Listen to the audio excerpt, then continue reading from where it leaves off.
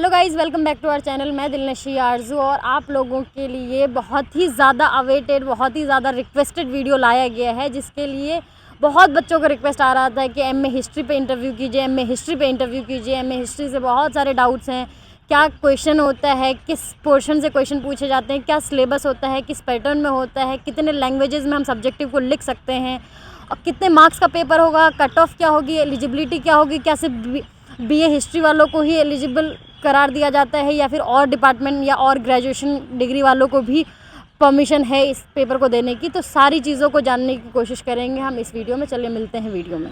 आकिब, बहुत बहुत स्वागत है आपका हमारे चैनल नई उड़ान पे। और आप कश्मीर से हैं, जामिया में आप एमए हिस्ट्री के स्टूडेंट हैं। जामिया आकर के आपकी क्लासेस भी काफ़ी सारी हो गई। कैसा एक्सपीरियंस है आपका जामिया के? जामिया की तो बात ही अलग है। तो जामिया में जब मैं आया तो स्टार्टिंग में उतना ज़्यादा एक्सपोजर नहीं था, तो जामिया ने काफ़ी कुछ दिया हमें। मतलब कि जामिया में काफ़ी ज़्यादा एक्सपोजर है, काफ़ी नई चीज़ें हमको सीखने को मिली, जैसे कि हमें प्रीवियसली जो चीज़ें नहीं मिली थी जहाँ पे हमने प्रीवियसली ग्रेजुएशन की थी बाकी चीज़ें।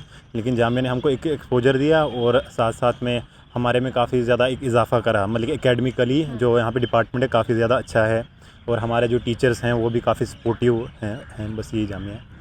चलिए बात करते हैं पेपर की। तो पेपर कितने मार्क्स का होता है आपका एमए हिस्ट्री? जामिया का एमए हिस्ट्री का पेपर तो 100 मार्क्स का होता है, लेकिन उसमें स्लाइटली डिवीज़न होता है। 40 नंबर के आपके ऑब्जेक्टिव्स आते हैं और उसके बाद आपका 20 मार्क्स का वो आपका एक पैराग्राफ टाइप का क्वेश्चन होता है। 10 मार्क्स के आपके 2 क्वेश्चन समझ लीजिए आपने वो लिखने होते हैं। पैराग्राफ दिया होता है, पैराग्राफ के बेसिस पे आपने उसका आंसर करना होता है। और उसके बाद जो तीसरा एक होता है 40 मार्क्स का एक ऐसे टाइप क्वेश्चन होता है।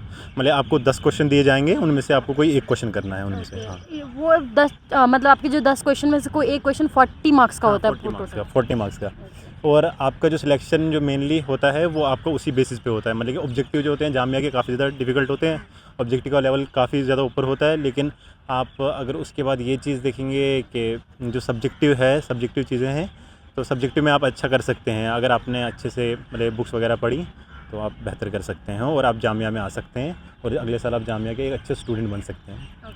जैसे आपने बुक्स वगैरह की बात की, तो बेसिकली क्या सिलेबस आपका स्पेसिफिकली अगर हम बोलें ऑब्जेक्टिव पार्ट के लिए, तो उसके लिए क्या सिलेबस है? असल में जामिया जो है, जामिया ने अपना कोई सिलेबस डिक्लेयर वैसे नहीं करा हुआ है। इन्होंने सिर्फ यहाँ पे पूरा एक दे के रखा हुआ है इंडियन हिस्ट्री में पूरा आपका एंशिएंट आ जाता है, मिडिवल आ जाता है, अर्ली मिडिवल आ जाता है, मॉडर्न आ जाता है, वो सारा पार्ट आ जाता है। मतलब कोई स्पेसिफिक सिलेबस नहीं दिया इन्होंने। हिस्ट्री है, ओवरऑल हिस्ट्री करनी है आपको। जैसे आपने बताया कि हिस्ट्री में भी अगर इंडियन हिस्ट्री या फिर इंटरनेशनल हिस्ट्री से भी पूछते हैं? इंडियन हिस्ट्री हाँ, इंडियन हिस्ट्री से क्वेश्चन होते हैं। इंडियन हिस्ट्री में भी जैसे आपने बताया एंशिएंट है, मेडिवल है और सारी चीज़ें हैं, तो उसमें भी किस पे ज़्यादा वेटेज है? ऐसा तो कुछ नहीं है, वेटेज कुछ नहीं है। मतलब कि मैंने बोला मेन जो डिसाइडिंग फैक्टर है वो आपको 40 मार्क्स का क्वेश्चन है और उसके बाद आपके जो पैराग्राफ मतलब कि जो हैं वो वाले 20 नंबर के वो क्वेश्चन हो गए 2। अगर आपने उसमें अच्छा करते हैं वो आपको मतलब कि हर पार्ट से, हिस्ट्री के हर पार्ट से आपको 3-3, 2-2 क्वेश्चन देखने को मिलेंगे। लाइक कि 10 क्वेश्चन में आपके एंशिएंट से भी हो सकते हैं, मेडिवल से भी हो सकते हैं, मॉडर्न से भी, तीनों से होंगे। ओके। जो आपने ये कॉम्प्रिहेंशन की बात की, तो ये क्या आपके हिस्ट्री से ही बेस्ड कॉम्प्रिहेंशन होता है या इंग्लिश से बेस्ड होता है? मतलब कि हिस्ट्री के अंदर जो भी मतलब कि कोई बुक होती है, मतलब कहीं वहाँ से एक पैराग्राफ एक्सट्रैक्ट कर लेते हैं और उसी पैराग्राफ के बेसिस पे नीचे सवाल दिए जाते हैं, वो पूछे जाते हैं। तो जो इसका ऑब्जेक्टिव का क्वेश्चन है सेम यही पैटर्न में फॉलो करते हैं, एंशिएंट, मेडिवल और ये सारी चीज़ें यही क्वेश्चन? हाँ, लेकिन ऑब्जेक्टिव का क्योंकि मैंने लास्ट ईयर देखा है तो मेरा ऑब्जेक्टिव उतना खास हुआ नहीं था, मुझे काफ़ी ज़्यादा डिफिकल्ट लगा था और मेरे साथ जितने बैचमेट हैं सबों को ही डिफिकल्ट लगा हुआ था वो। तो उसका ये रहता है कि उसमें काफ़ी ज़्यादा मुश्किल क्वेश्चन पूछ लेते हैं, मतलब कि ऑब्जेक्टिव में।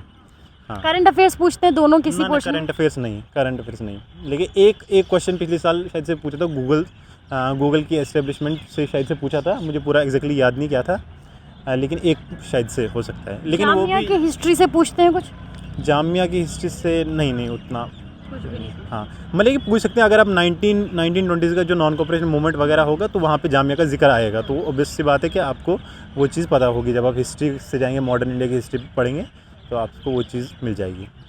चलिए बात करते हैं पीवाईक्यू की। पीवाईक्यू कितना हेल्पफुल होता है और कितने साल के पीवाईक्यू आपके लिए हेल्पफुल होते हैं? देखो, मैंने खुद पीवाईक्यू लगाए ही नहीं थे, क्योंकि मैं सीधा एग्ज़ाम दे के आया था। मतलब कि मेरे एग्ज़ाम चल रहे थे, मतलब कि इससे पहले ग्रेजुएशन के मैं सीधा ही एग्ज़ाम देने आया था यहाँ पे। लेकिन मेरे जो दोस्त हैं काफ़ी ज़्यादा वो बोल रहे थे पीवाईक्यू हमारी काफ़ी ज़्यादा हेल्प की। मतलब कि काफ़ी ज़्यादा क्वेश्चन जो हैं प्रीवियस ईयर से आए हुए थे, मतलब कि 8-10 क्वेश्चन आ जाते हैं ऑब्जेक्टिव में, आपको इसलिए सारे क्वेश्चन देखने पड़ते हैं।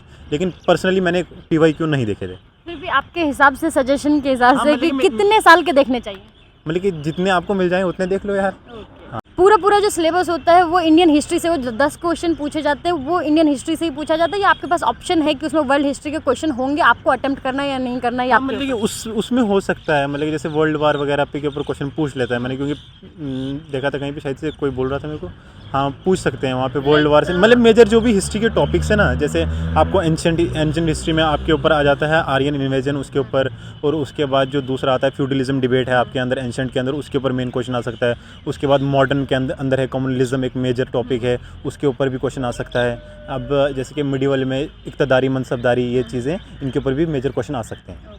हाँ, चलिए, ये सब्जेक्टिव पोर्शन का सबसे बड़ा डाउट। वर्ल्ड हिस्ट्री में आपको वर्ल्ड वॉर फर्स्ट से भी क्वेश्चन आ सकता है, सेकंड से भी आ सकता है, causes of the French revolution से भी आ सकता है, ये सारे क्वेश्चन आ सकते हैं। हाँ, क्योंकि ये थोड़ा 10th 9th का हिस्ट्री है, इतना तो पूछ ही सकते हैं। बाय द वे, ये जो आपने सब्जेक्टिव पार्ट की बात की, सब्जेक्टिव पार्ट को क्या हम तीनों लैंग्वेज में अटेम्प्ट कर सकते हैं या सिर्फ इंग्लिश में अटेम्प्ट कर सकते हैं? हाँ, सब्जेक्टिव को आप तीनों लैंग्वेज में अटेम्प्ट कर सकते हैं, लेकिन जो आपको वहाँ पे रीडिंग के लिए दिया होगा वो इंग्लिश में दिया होगा। ओके, जो आप- कॉम्प्रिहेंशन हाँ, वो इंग्लिश में दिया होगा। एलिजिबिलिटी क्या है कि ग्रेजुएशन हिस्ट्री में ही होना चाहिए या फिर किसी भी दूसरे ग्रेजुएशन से भी आ सकते हैं? नहीं, आप किसी भी फील्ड से आ जाइए, आप बस इसका 55 से अबव होना चाहिए परसेंटेज आपका ग्रेजुएशन में, वो एलिजिबल है।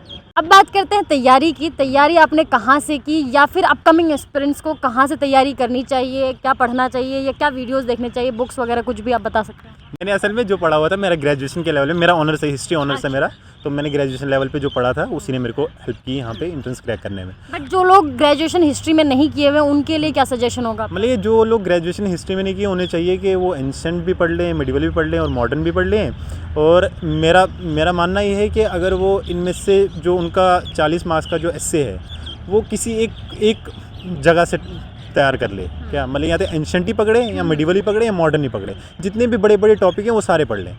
मतलब कि एक जगह से अगर आप मॉडर्न पढ़ रहे हैं, मॉडर्न में जितने भी बड़े बड़े टॉपिक मिल रहे हैं आपको, नॉन कॉपरेशन मिल रहा है, आपका खिलाफत वगैरह इशू आ रहा है, मतलब जितनी भी चीज़ें हैं ये, मतलब मेजर टॉपिक कम्युनलिज्म इन 1920, गांधी है, गांधी के बारे में। पढ़ने की बात है तो ये पढ़े कहाँ से? ये पढ़िए, आप देखिए, हमारे पास काफ़ी ज़्यादा हिस्ट्री में तो बहुत ज़्यादा, जितना पढ़ेंगे उतना कम है। अब आपके लिए अब टाइम भी कम है, एक महीना है, तो आपको चाहिए कि एंशंट हिस्ट्री के लिए आप ये प्रेफर कर सकते हैं, आर एस शर्मा की बुक आती है, उसको आप प्रेफर कर सकते हैं। उसके साथ में उपिंदर सिंह भी एक बुक आती है एंशंट इंडिया की, उपिंदर सिंह, लेकिन ये बहुत ज़्यादा वेग एक बुक है, वो आपको इतने टाइम समय में तो नहीं हो पाएगी, लेकिन मेरा मानना है कि आप उसमें से फ्यूडलिज्म वगैरह जो डिबेट्स हैं वो चीज़ें आप वहाँ से दे सकते हैं, क्योंकि वहाँ पे ऑथर्स वगैरह मेंशन है, काफ़ी चीज़ें हैं, वो आप वहाँ से कर सकते हैं।